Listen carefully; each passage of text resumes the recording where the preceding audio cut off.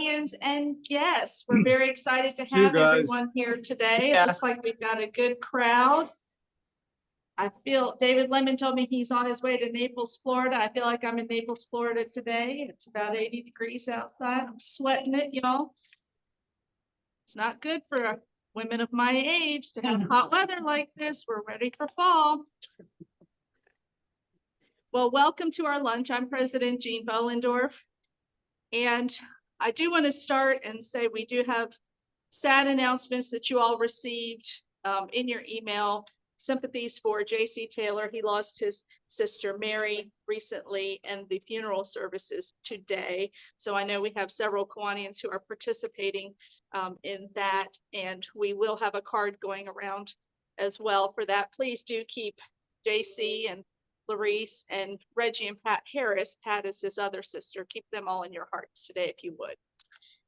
And I was going to report that Don Chichester is convalescing, and he did a sneak attack on us today, and he's here in person.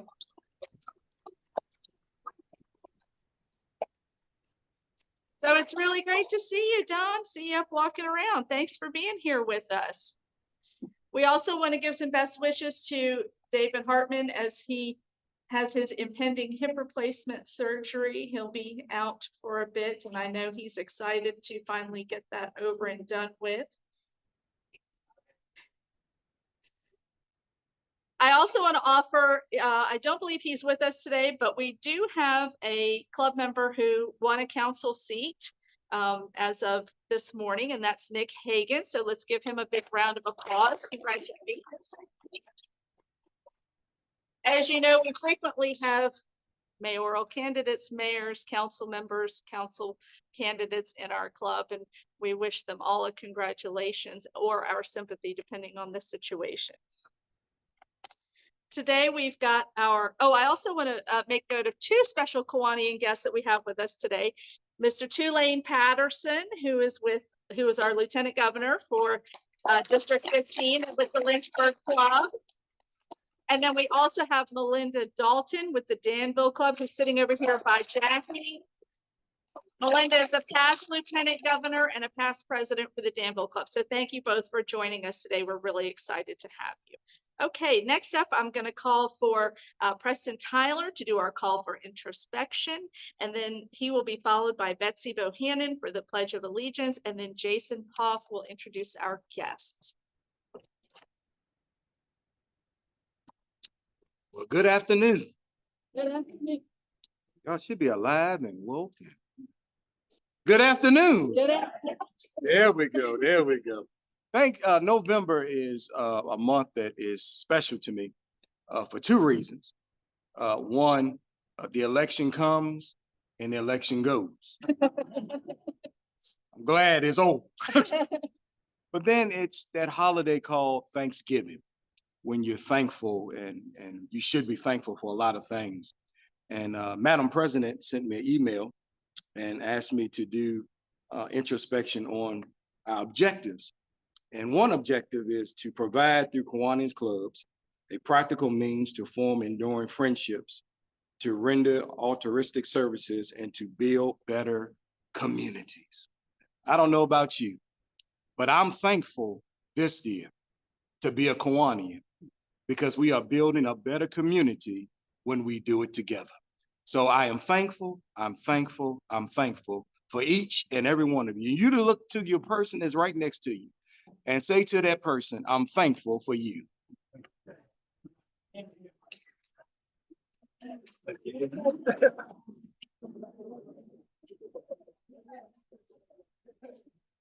Please remain standing for the pledge.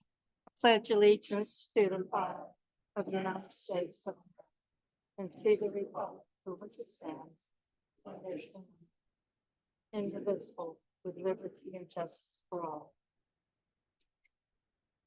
Thank you. You all may be seated, and Jason's going to come up and do our introduction of guests.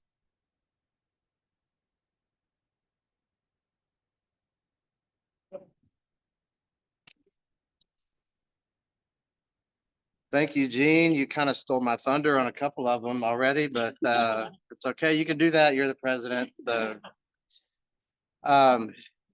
we have 4 guests today. if you'll stand when I call your name with your host. We have Will Stevenson from Marsh McLennan Agency, his host of Bart Wilner and Chris Rouse. I think as long as we have Chris Rouse as a member here, we're gonna have a guest each week. Pressure's on, Chris. I'm making my list of guests too, so stay tuned. Melinda Dalton, she is a guest of John Montgomery. She's from the Danville Club. Shalene Powell, she is a guest of Jean. And Tulane Patterson, of course, Lieutenant Governor of our Division 15 Kiwanis from the Lynchburg Club. Welcome to all of you.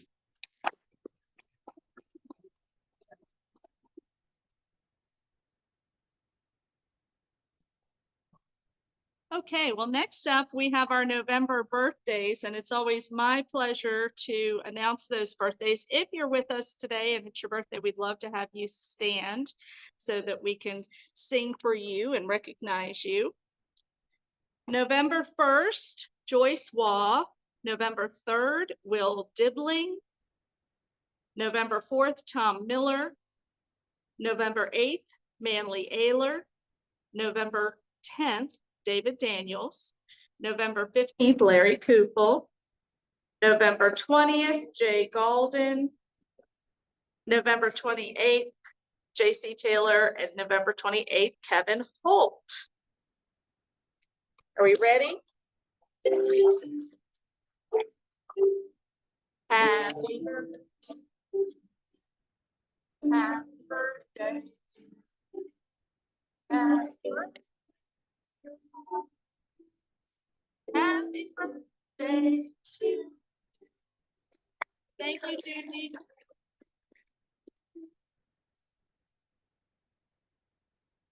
Those of you who have been here for the past few weeks have heard me say that this year is the 100th anniversary of the 6 objects of Kiwanis. And thank you, Preston, for recognizing that in your introspection today. The 4th object, we're in week 4, and this was completely unplanned, but I think it's highly appropriate following Election Day. And the 4th object of Kiwanis is to develop by precept and example a more intelligent, aggressive, and serviceable citizenship. And I think that we are all doing that every day by coming to our Kiwanis meetings and volunteering in our community, and also voting for our leadership in our country. So thank you for all that.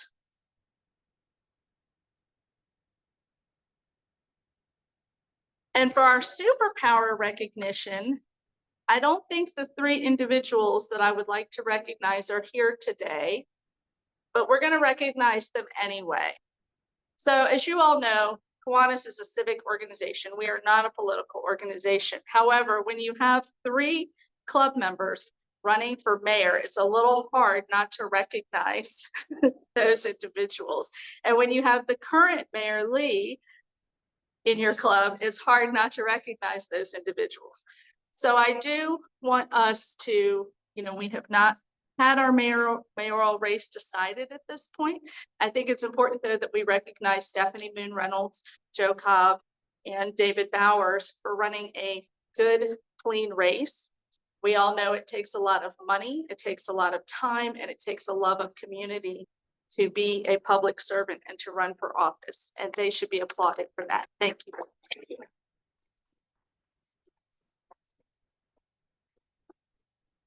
Next up on our agenda is our grant presentation, and Bob Haberman, if you'll come up for us.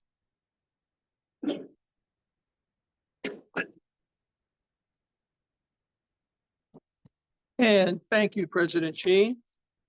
We will be handing out a grant or 2 or 3 grants every meeting we have from now on until early March.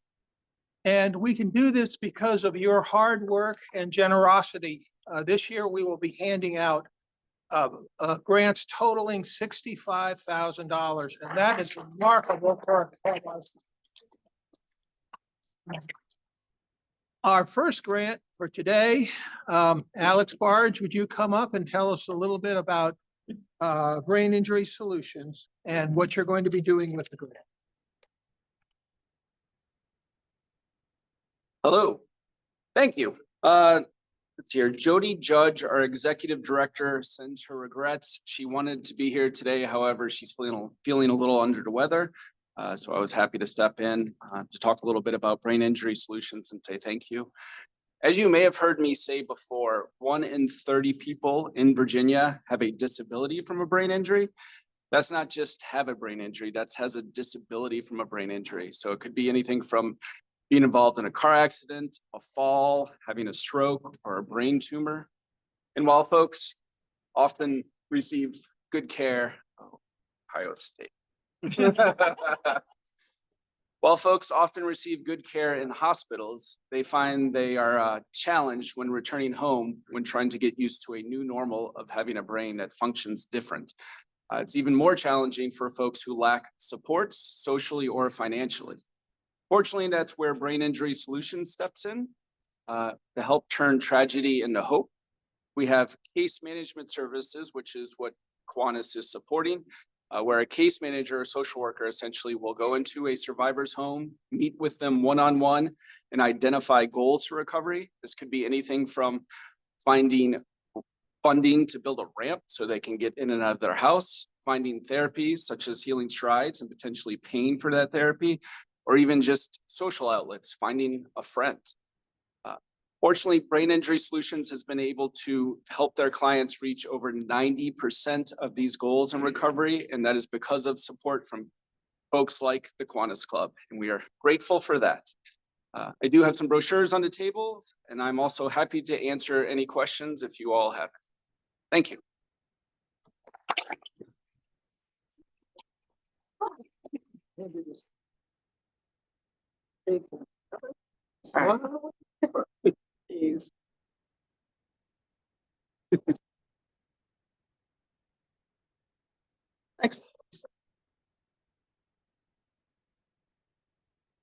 And for our second, John Montgomery is representing Bethany Church, Bethany Christian Church, and will be receiving our grant today. John?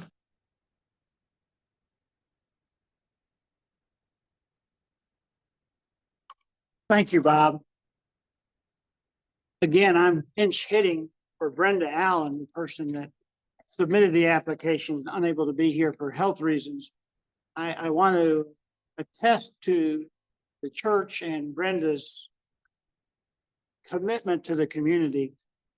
Although as the secretary of the club, I try to be objective and not endorse applications. This is one that the church has asked me to submit, and I'm proud to serve as the sponsor in that I belong to West Hampton Christian Church. We're in the same denomination. And I have known Brenda for about 30 years, several people in our congregation. They have an excellent reputation. Although Bethany is a small church, they're very committed to helping people. They were unable to get someone to come to the meeting to receive the check. And I was sad to hear that, but understanding when you have a small church and there's only so many people that are available during work hours, I said I would come accept the check and make sure they get it. Because what Bethany Christian Church does is support a program at Thanksgiving and Christmas for providing a meal, a holiday meal, to people near their church. They are just off Williamson Road. And there are several people in the general vicinity who can stand a good meal at a holiday. And Bethany helps prepare it. The grant is for $1,000. We've supported it as a Kiwanis Club for several years in a row. I have served as a sponsor for several years. And I know firsthand that they will see that that's how the money's spent. We'll make a holiday meal much better by providing ingredients for 80 to 90 meal bags, which support about 150 people. So thank you, Kiwanis, for helping Bethany Christian Church in their community mission.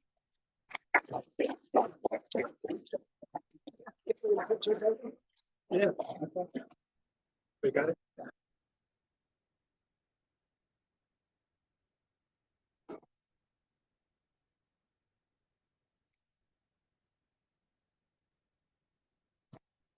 Thank you very much, Bob. That might be his superpower, giving away $65,000 in a very efficient manner. We do have a few announcements today. So on November 9th at 10, we've got our litter pickup. That's part of our nature park project. And we're partnering with SERB and Clean Valley Council for that. We have our board meeting at noon on Monday, which is at the Virginia Water Authority. Our Nature Park Committee meets Monday, November 11th at 4 p.m. at the Melrose Library. We also have the book club tonight at 6 o'clock at South County Library. We have our Thanksgiving luncheon at the Adult Care Center. That's November 22nd. Guy Bird is in charge of that, and he's here today. You can let him know if you would like to volunteer. It's always a great time. We also have our our new member orientation. That's at noon on November the 12th at the Water Authority. So we have some folks who will be participating in that. And we're very excited because we've got the return of the Mill Mountain Theater social event on December the 5th. Larry Kupel has signups for that today. The show is Annie. It's $50 a person, right, Larry? Right. It's a great deal. We have the refreshments ahead of time that Amy Carter puts together for us.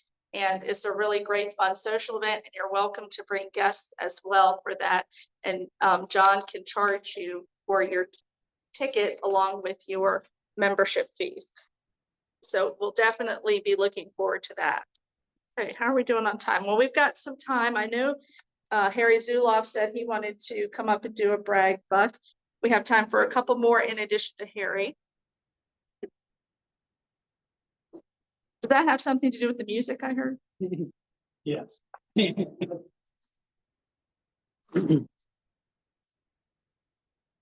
Some of you may not know, but I am a proud graduate of the Ohio State University. But there are some members that are also proud of some other great institutions, one of which is Penn State University, Don Witt. And you might have known that last week, Ohio State, Penn State played, and we had a friendly wager. So I happen to have a Buckeye jersey here. Don, why don't you come on up?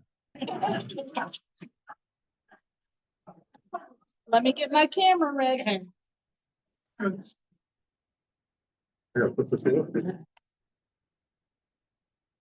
Now,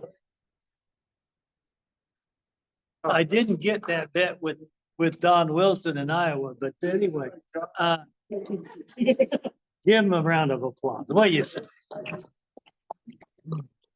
And I have a dream that someday Penn State will beat Ohio State.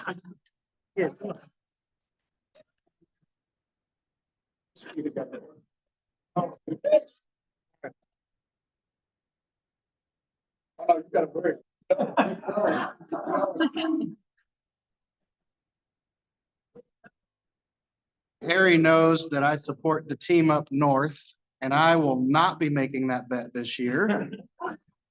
I have a brag that I want to share, but it's also one that I share with a heavy heart. 2 weeks ago, my wife and I got a call that we were going to be receiving moving orders, and we'll no longer be here in Roanoke. But the brag is that we get to work with kids. We're going to be appointed as divisional youth secretaries for the state of Florida.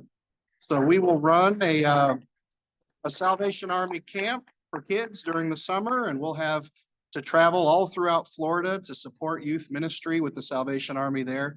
So it's exciting, but it just came really quick, and it's going to be really hard for us to do Christmas because we transfer out January 5th.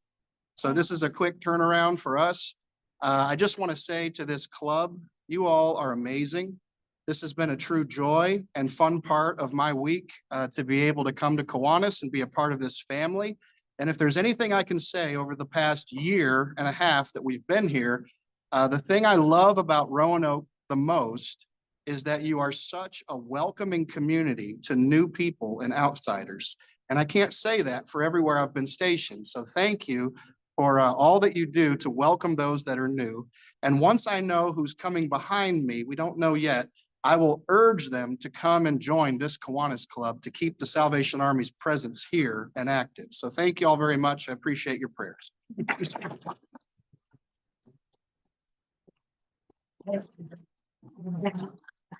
Well, that is sad news for us, but great news for you, Matt. You have been a wonderful, engaged member of our club, and we certainly appreciate it.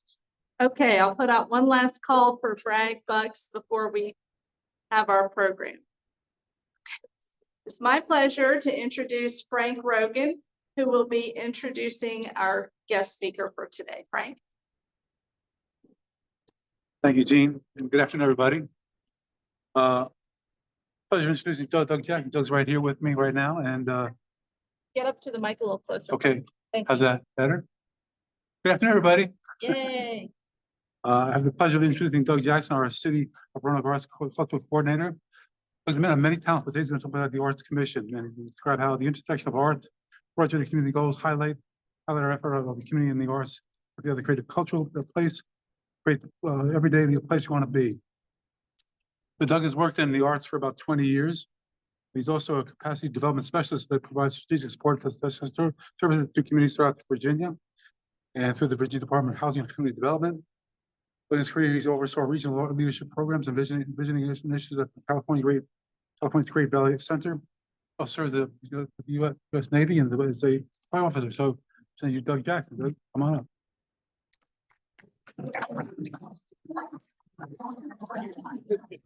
Thank you, Frank. Thank you for having me here today. I really feel like I should be paying a lot of money because what I want to do in the next few minutes is brag on our community. We're having so much fun. And I've been working for the city for about 5 years now. Before that, I volunteered for 13 years with the Roanoke Arts Commission, and it's got a big spot in my heart. When I started working with the city, it just struck me that sense of friendliness and welcoming. That's part of the city government here. It's part of the community as a whole. And I just feel really supported and part of a community. And I want to acknowledge the leadership of Mayor Lee as well as I start that, because I think he's no small part of that. And so let me dive right in, and I'll just wave my hand when we go to advance the slides. So the Roanoke Arts Commission, my main job as a part-time staff member for the city is to staff the Roanoke Arts Commission. And that is 15 wonderful volunteer appointed commissioners. And you can go to the next slide. They had last year over 1,000 volunteer hours. And I want to acknowledge the loss of Helen Dean, who was part of the commission. And she was a big part of those volunteer hours. Folks are very committed in advancing the public art program, in overseeing the funding for the community, overseeing arts and cultural planning in the community. And what I love is that City Council said, okay, Arts Commission, your job is to advocate for the arts. So you might hear a little bit of arts advocacy here today as well. So one big part of what we're doing is really trying to reinforce and shape and share the culture of our community, which we think is pretty special. We've made some changes in our programs over the last 5 years in order to do that. And we're partnering with local artists. We bring them on as artists in residence. Right now we have 22 of them.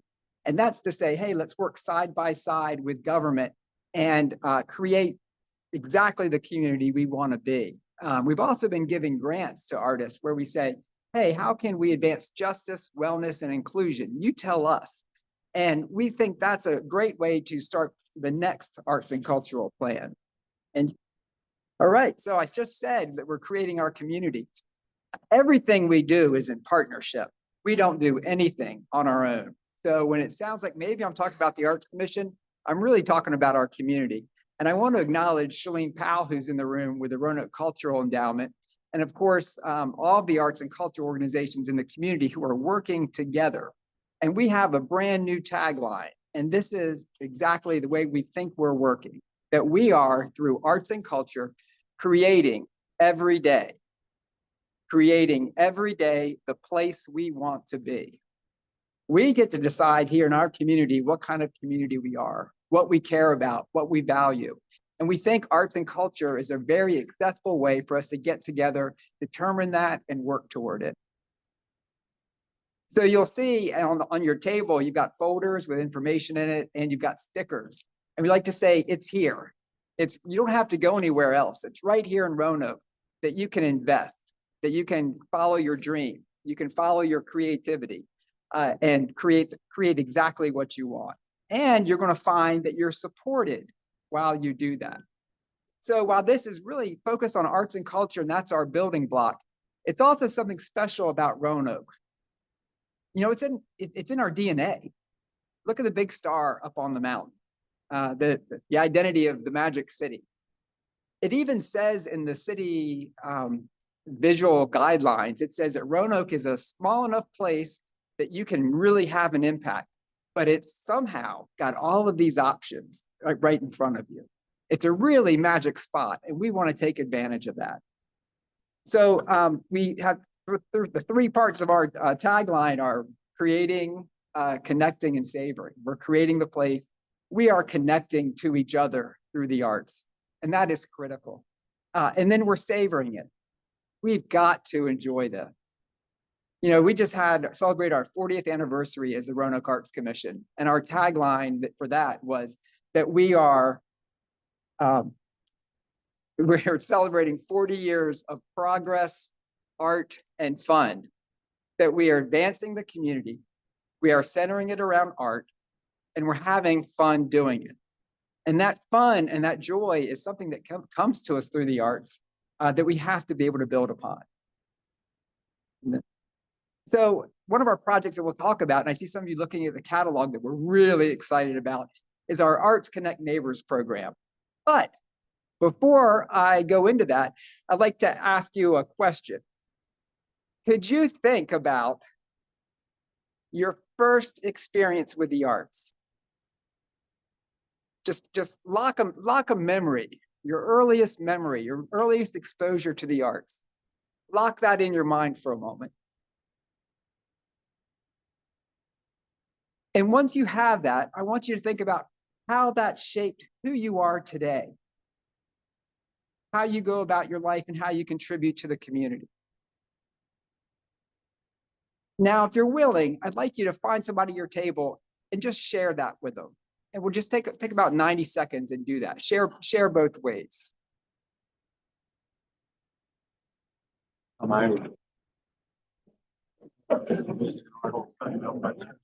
Yeah. So how's that affect you today? How do you think you do it?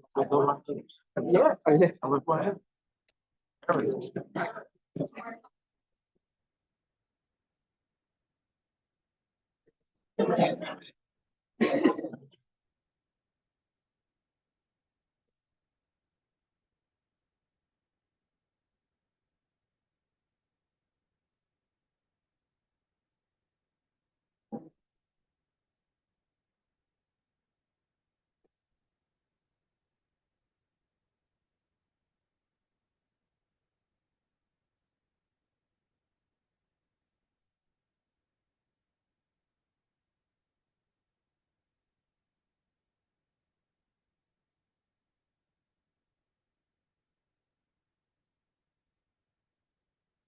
All right, take a few seconds and wrap up.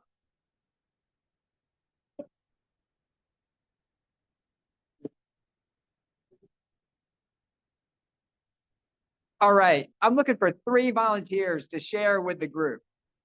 Do I have a volunteer who's willing to share their first arts experience and how it shaped them today? Yeah, great. Best friend and I were walking back to the lot. We were going to get a book. And there was a guy like this big Greek guy, and he goes, "You two, get in the gym." I would go, "What do we do now?" And he goes, "I need tall guys for My Fair Lady." So he went in. He was the choreographer. So Andy didn't do it, but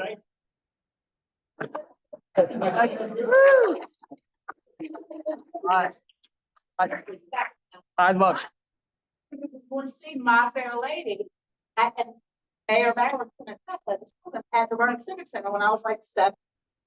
So it's like, wait, you can see My Fair Oh, what an important show, and the rain in Spain falls mainly in the plain. Uh, Well, terrific. Well, there are two folks who just got one of our little kits.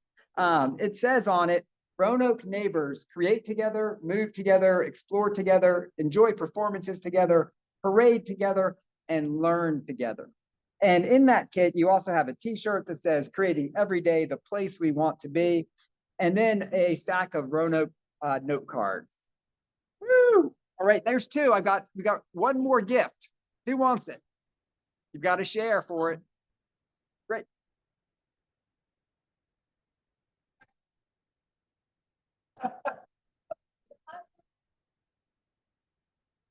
Teacher. This is in Charlottesville. My kindergarten teacher was Mrs. Green. Mrs. Green had immigrated from China, and she taught us all about Chinese culture in kindergarten. Even on PBS station, she taught us a song to sing, and she taught me how to use chopsticks when I was in kindergarten, and that stuck with me for my whole life. I've always been very interested in travel and learning about other cultures and their art and fun stuff. Thank you. Yeah. I love that example. Just take your microphone. Oh, great. I love that example. And you notice the last thing on there was learn together. We're very intentional about creating a learning community. Everything we're doing with our artists, they get together every week and talk about challenges they're facing, the fact that they don't know how to do what they're trying to do in the community, that they're taking a risk to improve the community and use their creativity to do it. We believe if we can learn together in a group, have fun, and learn together, that we can do anything. But in order to learn together, you've got to pretend or quit pretending that you know everything.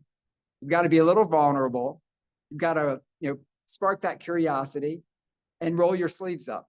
And we're really excited about it. So thank you for participating in that. And Mike, if you can advance it maybe 4 or 5 slides.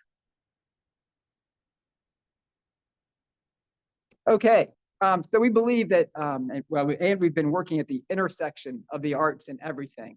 It's not the arts on top of what we're doing in the community and our goals. It's the arts embedded with all of our goals.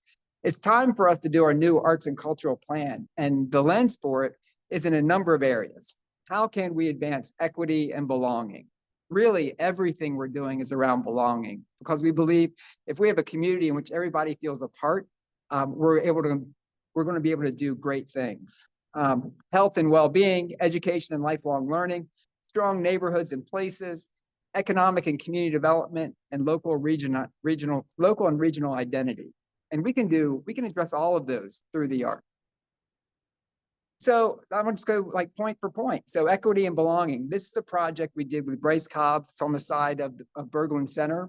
And Jordan Bell, who worked alongside him, they interviewed elders in the Gainsborough neighborhood. This was really focused on what's happened with urban renewal,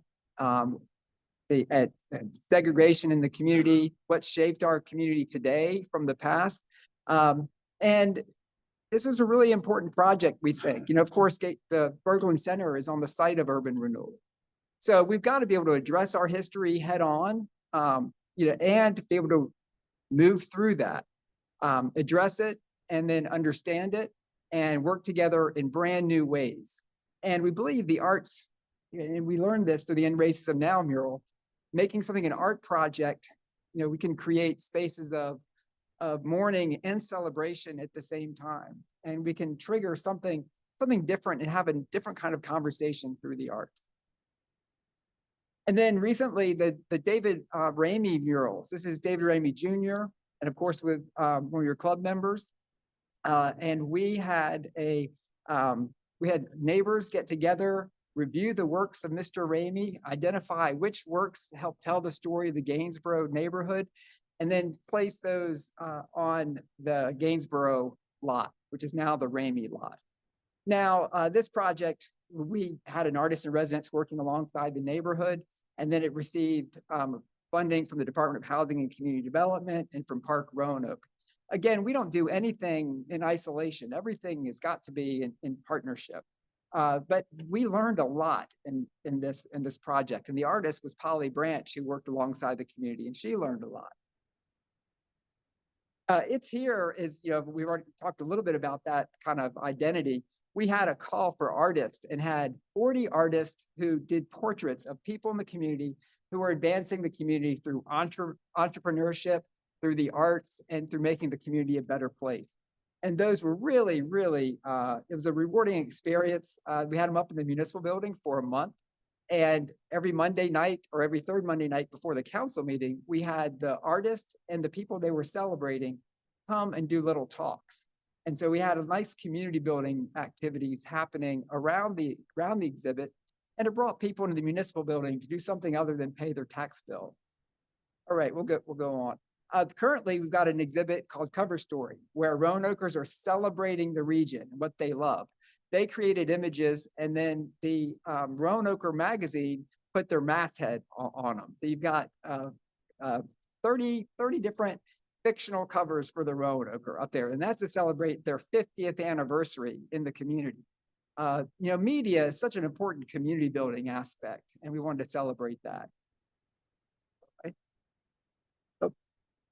Okay, health and well-being. And if you've been down, and I know a lot of you spend a lot of time in this area, if you've been on Salem Turnpike, you saw the street mural that was painted to help slow traffic, create more walkable space for folks who live in Lansdowne to get over to the Envision Center, the library, to the Kiwanis Park, to all that whole campus, and to Melrose Plaza, to the grocery store that's coming. We're so excited about the ability of, you know, the young people who were in the Envision Center, who created the designs that then got painted on the street. Part of our pathway for public art, we've identified is to work with young people to help put their fingerprint on the world around them and feel connected to it. We just had a domestic violence embroidery class, and that was over 8 weeks. We gave a grant to a young artist. It was really, really powerful. The works from that are now hanging in the municipal building. And she was trying to address the isolation that a woman in an abusive relationship feels when she's trying to make a decision. The fact that allies just want to be there to help in some small way. And so this was just about bringing people together to feel support. And she taught people how to embroider as they did. And you can see their works hanging in the municipal building now. So creating a healthier community through the arts.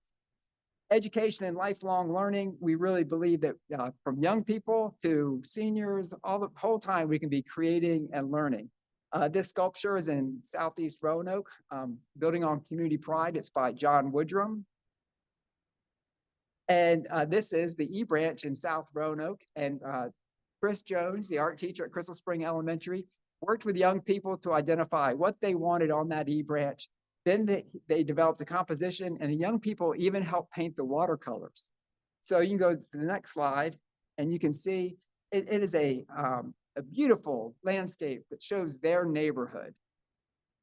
And then there are some of the young people who participated and actually helped paint that and create it. You know, art projects don't have to be grand. They can be right there in the neighborhood. We want art to happen all over the city and not just downtown. Speaking of like every age and learning throughout life, we have a youth poet laureate. Her name is Elani Spencer, and she's a student at Hollins University, and she's terrific. We've got a video of her encouraging other people, young people, to apply to be this coming year's youth poet laureate. She sat down in front of the camera and did it in one take, where she read her inaugural poem, Perennials. It's a beautiful poem. She really gets it. And we're encouraging her now. She's right in the middle of her application to apply to become the Southeast Regional Youth Poet Laureate. And then we hope maybe even up to become the National Youth Poet Laureate. And we think she's really got a chance. We can create strong neighborhoods and places. We can have fun. You know, think about Sunny Perviance and I Heart Southeast picking up trash. It can be fun. It can start very simply, and it can grow from there.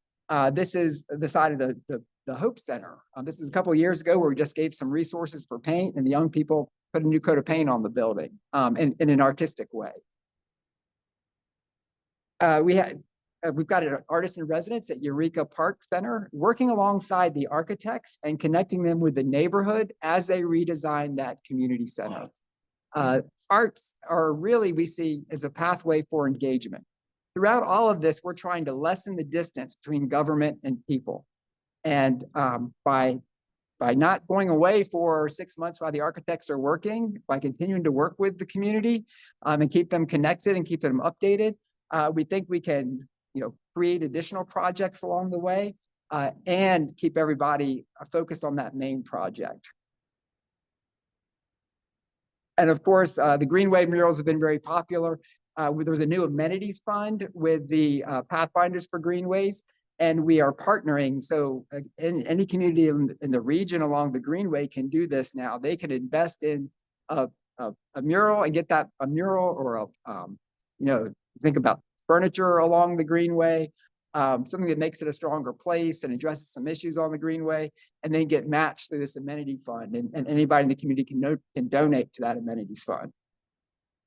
So Arts Connect Neighbors, I kind of teased this a minute ago. That catalog, we were happy to pay for artists to come to your neighborhood in the city of Roanoke and do activities to connect you and your neighbors. And this is free to the neighbors. All they have to do is get neighbors together, 5 or 6 neighbors on a block who want to have a block party. Well, hey, we'll pay for you to have a Latin dance party or a hip hop workshop or a paint night. And there are 49 activities. You've got this catalog in that folder. And we've done probably, I guess now, a little over 50 activities. We've done them across 20 neighborhoods and all quadrants of the city, and we're still going strong. This was done in partnership with the Roanoke Cultural Endowment and with Roanoke Neighborhood Advocates. And we got a National Endowment for the Arts grant to do it. And then we got another grant to continue it. We hadn't seen this anywhere else in the country. We just made it because it made sense for us here in Roanoke. All right. Now, this builds to talking about neighborhoods. We've got some fantastic neighborhoods in Roanoke. And I moved here 20 years ago this summer, and I settled in Grandin Village because I had all the things that I was looking for, or right near Grandin Village. And though we can have more of those, we can have more Grandin Villages. We've got Wasena, we've got Crystal Spring. But we've also, and those are surrounded by white middle class incomes. What about other neighborhoods in the community that aren't surrounded by those incomes? How can we spark additional investment to create walkable neighborhoods that give access to food, access to services, just access to convening points and gathering places and places to talk to your neighbor? So you'll see that we've got 5 areas here, Melrose Plaza, that area, 11th Street, 9th Street Southeast, Gainsboro, and West End. So we've got artists in residence now working in each of those neighborhoods. And we're trying to figure out, is there a way we can even have kind of a little Main Street program in the community working with these districts where we've got a public-private partnership all along the way that's citizen-driven. And we've got artists helping to lead the way, but we've also got pathways for new investment and continued investment in these places. And so the Daisy Art Parade looks like a lot of fun. And it is a lot of fun. And I think we might have time to play a little bit of let's play a little bit of the clip. I've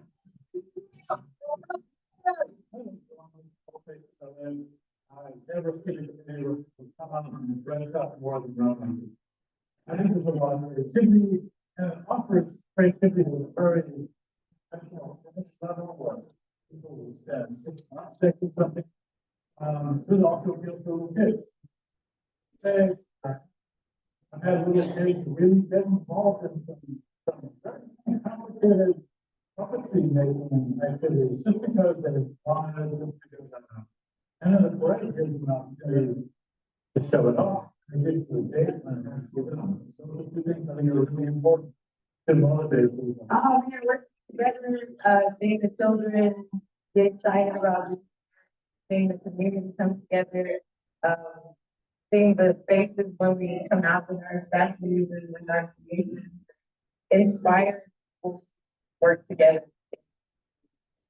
Get the children involved and let the children. We made. This year we planted, because the pickup of our board, like, focusing more on communities that weren't being represented much last year. And they were really bad, and we had to attend the court. We had to pay more, and the press, and we also wanted to.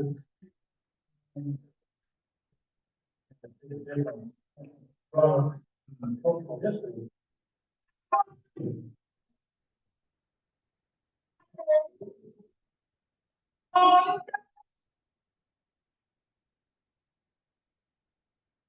People always like to be included and invited. This type of celebration invites everyone with it, and to actually participate in works that share with other people. That type of collaboration brings about a community that thrives, that lives beyond the community. So further. What I like about is that it brings up and those who mostly recognize all the nation of citizens. Present this ideas like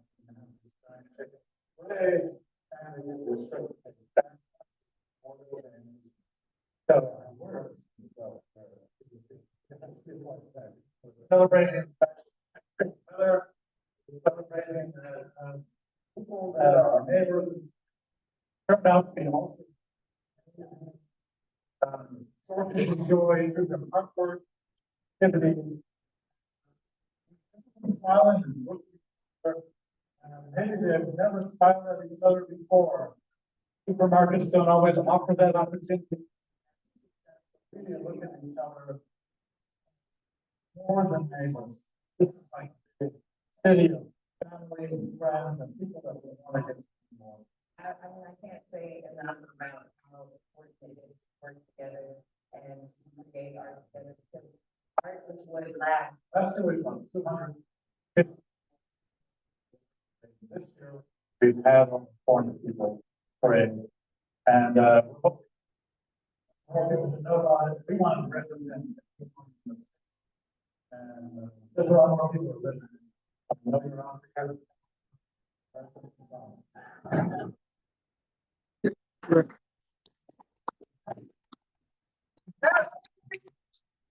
And it really is a lot of fun. This coming year, it's going to be on May 10th. And we spent, I don't know, we probably had maybe 35 or 40 people cycle through my basement over the course of a couple of months, where we made lots of paper mache critters, all illustrating the Cole Porter song, "Let's Do It, Let's Fall in Love."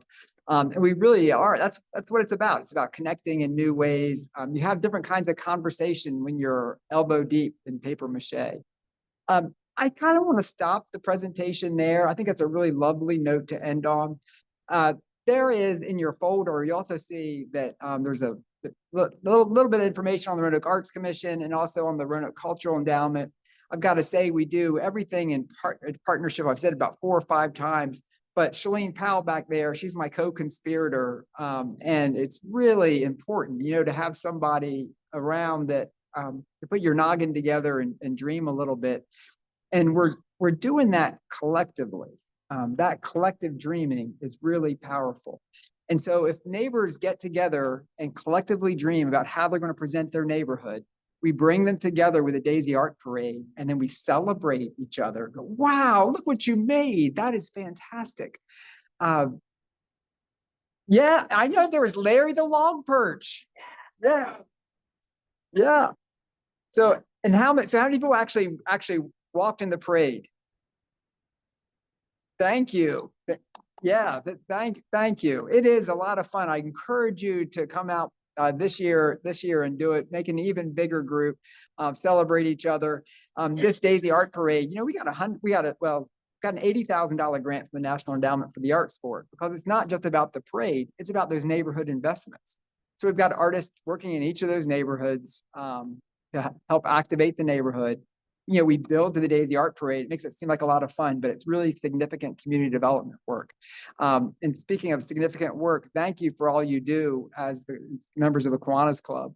You know, I came here first 40 years ago to Roanoke to attend a Key Club convention. That was the first time I came to Roanoke, 1984. Yeah. So thank you.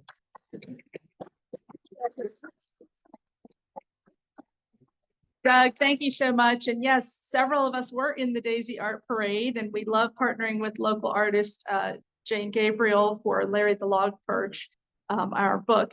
We have a small honorarium for the Roanoke Arts Commission to give to Doug today. Thank you. And we'd also like to open it up to any questions for Doug. Yeah. And any questions? I put you on the spot earlier and made you talk about something. You can put me on the spot. It's fair. Right. The Daisy Art Parade is on May 10th. And it will start at noon. Yeah. And we're still developing the parade route. The parade route's been slightly different each year. So we'll announce that fairly soon. Anybody can be part of the Daisy Art Parade. So the question was, when is the Daisy Art Parade? And it's May 10th. Mark it on your calendar now, and go ahead and start dreaming about what you might create.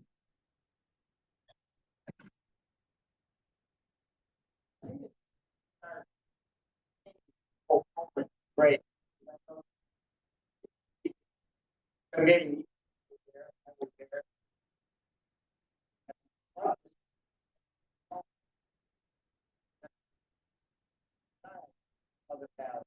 Like this with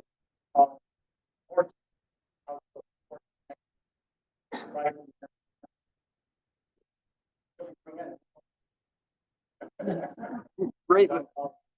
Larry's comment was that it would be terrific to have an external presence where we are celebrating arts and culture in the same way we celebrate outdoor recreation, focusing outward and telling people come here because of arts and culture. And that's where we're headed. We really believe that. But part of it first is kind of us believing it, feeling it, living it, and then people are going to want to be a part of it. But you'll feel it when you get here. Any other questions? Yeah.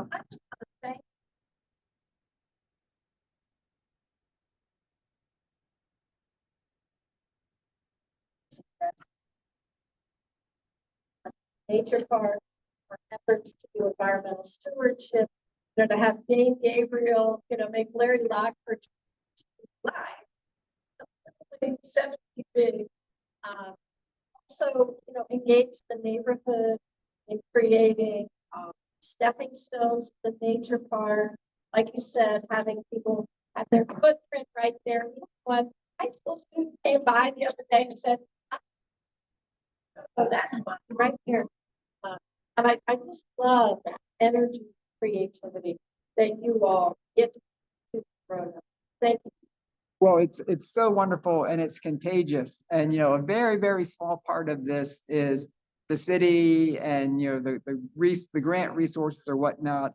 Really, it's just, once we have that vision out there, all the individual artists, the 24 arts organizations and the leaders and boards of directors that are working really hard and you know what?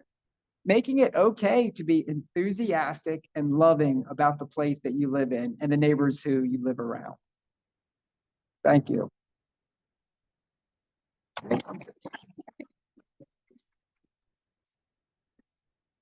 Thanks again for being here, Doug. And I'm sure Doug can stay after a little bit too if anyone has an extra question.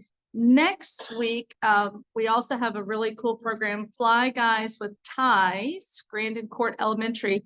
And Frank, I'm going to put you on the spot and ask if any of our club members should donate any ties, bring them next week. Wear tie may donate one too as well, because the kids wear ties. Yeah. Okay.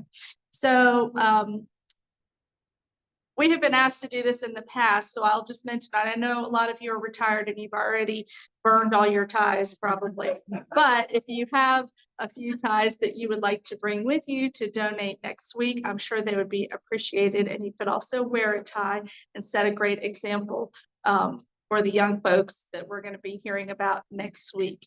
And with that, we are adjourned. Enjoy this day.